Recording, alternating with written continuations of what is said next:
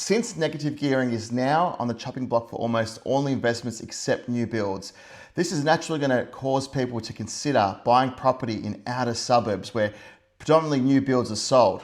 I wanted to share a story with you about the risks of buying in these kinds of areas and what you can encounter if the market gets tough and it becomes difficult to sell. So this story starts in 2009. I was a selling agent. I used to work for Barry Plant back in the day. I was working in an outer suburbs area where it was about a 10-year-old suburb that had a mixture of developed houses, but the neighboring areas right next to it were land that was still being developed. And there was hundreds of acres of land out there that developers were literally bulldozing and creating roads and everything that were involved in cutting up blocks. So in essence, there was two marketplaces there. There was the marketplace of the existing dwellings and also the dwellings that were being created out of farmland. So another thing that happened in 2009 was a mild global recession called the global financial crisis. So how that affected Melbourne real estate, we went from a constant property shortage, an undersupply of housing,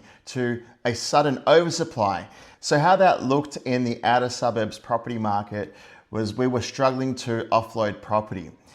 There was a normal supply of properties coming on market for sale, but the issue was the properties coming off market. We couldn't sell them quick enough. Very quickly, the stock levels increased dramatically. So it took about 30 days to sell a house in a healthy market. Once the GFC hit, it was taking upwards of 50 days. So you can imagine that the marketplace literally doubled in size in available listings in a space of 6 months. So buyers were blessed with a market where there were two really strong pools of properties to choose from. Obviously the properties that were coming onto the marketplace, but then there was the listings that weren't selling, that were getting heavily discounted. So this is where the story gets interesting.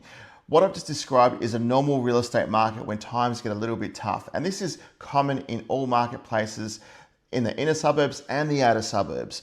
So what surprised me was the new channel where buyers all of a sudden had a third choice of where they could buy property. The neighboring developers really had a lot of power to be able to discount their land and put together really smart packages to compete with existing dwellings. Things like discounting their land, offering really good house and land packages with heaps of free extra upgrades. They were offering buyers really low deposits on buying land and securing land with short settlements.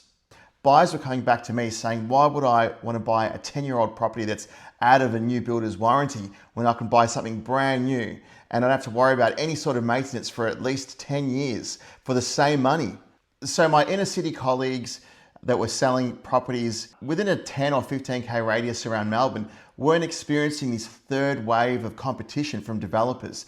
Hence the house prices, even though it took longer to sell, house prices were still pretty consistent. They didn't really drop dramatically. In some inner city areas, properties still went up through this time. We had experienced a decline in property prices of about 13 to 16% in a space of 2 years. So in a really good real estate market, these outer suburbs are still difficult places to own property, but I think it's still very palatable. So things like the areas take a while to bring the infrastructure in. Selling properties can take a little bit more time than the inner city suburbs. Things like attracting tenants or finding tenants. Your vacant time on market increases, so the holding costs in that can also affect you. But it's all something that is part and parcel with investing in developing areas. Hence probably why the government still gives buyers the choice of negative gearing. When the market really gets tough, and that is something that is a constant theme in every property market. I do understand it's a rarer thing these days, but if the market does get tough and you do need to sell in these kinds of marketplaces, you can find yourself in a situation where your only tool to offloading something is by offering buyers heavy discounts.